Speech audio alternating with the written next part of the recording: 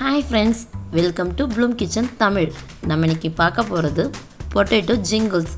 இது ஒரு snacks item, டிஃபனாகவும் எடுத்துக்கலாம். ரொம்ப ஹெல்த்தியான டிஷ்ஷுன்னு கூட சொல்லலாம். இதை குழந்தைங்க லைக் பண்ணி சாப்பிடுவாங்க. ஒரு கப் கடலை மாவு, இதுக்கு தேவையான பொருள்: ஒரு கப் கடலை மாவு, ஒரு ஸ்பூன் மஞ்சத்தூள், 1/4 ஸ்பூன் மிளகாய்த்தூள், 1 ஸ்பூன் ஜீரகம், கரம் மசாலா 1/4 ஸ்பூன், இஞ்சி பூண்டு பேஸ்ட் 1/2 ஸ்பூன், உப்பு 1/4 ஸ்பூன். இந்த நல்லாவே கட்டி இல்லாமல் கலந்துக்கணும். எல்லா மசாலாவும் நல்லா கலர் அளவுக்கு கலந்துக்கிட்டு நல்லா கலந்துக்கணும்.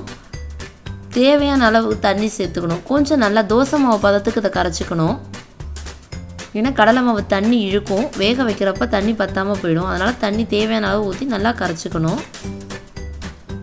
கட்டி இல்லாமல் நல்லா கரைச்சிக்கணும். வானலில் எண்ணெய் 2 ஸ்பூன் எண்ணெய் ஊற்றணும். எண்ணெய் ஊற்றி இந்த கரைச்ச கலவையை ஊற்றி வேக வைக்கணும். நல்லா வாட்டணும். இந்த மாவை ஒட்டாமல், பேனில் ஒட்டாமல் நல்லா வெந்து இருக்கும். அப்போ வேக வச்ச உருளைக்கிழங்கு 2 சீவனதை சேர்த்துக்கணும். இந்த மாவோடு அது நல்லா மசிஞ்சு சேர்ந்து ஒட்டாமல் திரண்டு வரும். மாவு சப்பாத்தி மாவு மாதிரி ஒட்டாமல் வரும். அந்த அப்போ எடுத்து ஆற வச்சு நல்லா பிசைஞ்சு ஒட்டுக்க எல்லாமே செய்கிற அளவுக்கு பிசைஞ்சு கொத்தமல்லி தழையை சேர்த்துக்கணும்.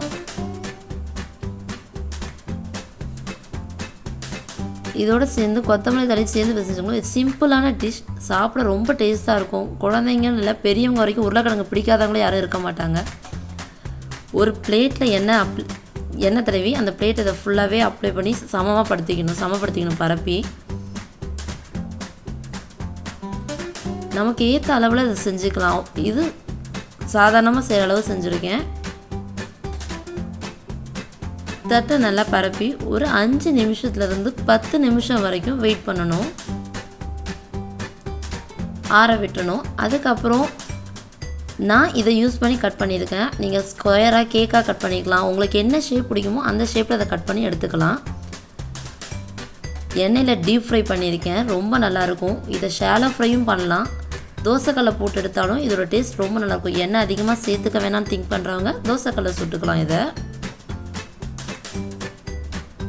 ரொம்ப ஹெல்த்தியான டிஷ்ஷுன்னு சொல்லலாம். உருளைக்கிழங்கோட சேர்ந்து கடலை மாவோட வாசனை அவ்வளோ நல்லாயிருக்கும் இது சாப்பிட்றதுக்கு. பொன்னிறமாக ஆனோடனே எடுத்துடணும். இப்போ பொட்டேட்டோ ஜிங்கிள்ஸ் ரெடி. இது சாஸோடு சாப்பிட அவ்வளோ டேஸ்ட்டாக இருக்குங்க. பெரியவங்க சின்னவங்கன்னா வித்தியாசம் இல்லை, எல்லாருக்குமே ரொம்ப பிடிச்ச டிஷ்ஷாக இருக்கும்.